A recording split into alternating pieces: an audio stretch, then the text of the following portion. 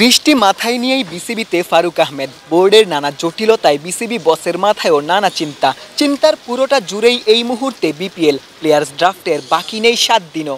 এখনও 7টি দলই যে চূড়ান্ত করতে পারেনি ক্রিকেট বোর্ড। একের পর এক সভাতেও কোনো কুল কিনারা হয়নি। ফ্র্যাঞ্চাইজি মালিকদের সাথেও মিটিং হয়েছে 2 দিন আগেই। দুটি দলের ফ্র্যাঞ্চাইজি ফিটাই বাকি। আলটিমেটামও দেয়া হয়েছে 2 দিনের। শনিবারের পর আজ সোমবার আবারও সভা। পরিচালকদের জরুরি সভাতেও বিপিএলই সব থেকে বড় এজেন্ডা। আজই রাজশাহী ও চট্টগ্রামের ফ্র্যাঞ্চাইজির ব্যাপারে হার্ডলাইনে যেতে পারে ক্রিকেট বোর্ড। বারবার সময় বাড়ালেও এখনও পুরো ফ্র্যাঞ্চাইজি ফি এই দুদল দিতে পারেনি। আগামী 14ই অক্টোবর ড্রাফটের দিনক্ষণ চূড়ান্ত।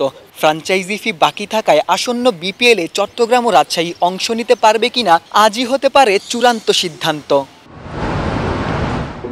শনিবার বিপিএলের দলগুলোর সাথে বিসিবি সভাপতির বৈঠকে নীতি নির্ধারণ নিয়েও আলোচনা হয়েছে। ডিরেক্ট সাইনিং কিংবা প্লেয়ার রিটেনশন নিয়ে নতুন পুরনো দলগুলোর মধ্যে ছিল মতবিরোধ। সে ব্যাপারেও আজই আসতে পারে দিক নির্দেশনা, যেখানে প্রতিটি দলের জন্যই থাকবে লেভেল প্লেইং ফিল্ড, অর্থাৎ নানা সুযোগ সুবিধায় প্রতিটি দলের জন্যই সমতা।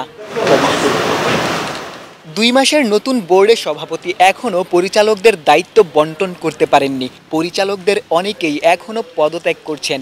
অনেকের সদস্য পদও বাতিল হচ্ছে। নতুন 2-1 জন পরিচালকও বোর্ডে আসার অপেক্ষায়। নির্ধারিত লোকবল নিয়েই চলছে নানা কার্যক্রম। আজকের সভাতে অবশ্য ফাহিম সিনহার দায়িত্ব বুঝিয়ে দেয়া হবে। সেই সাথে বিপিএলের দলগুলোর ব্যাপারেও চূড়ান্ত সিদ্ধান্ত আসবে। গোলাম সারোয়ার, ক্রিকেট 97।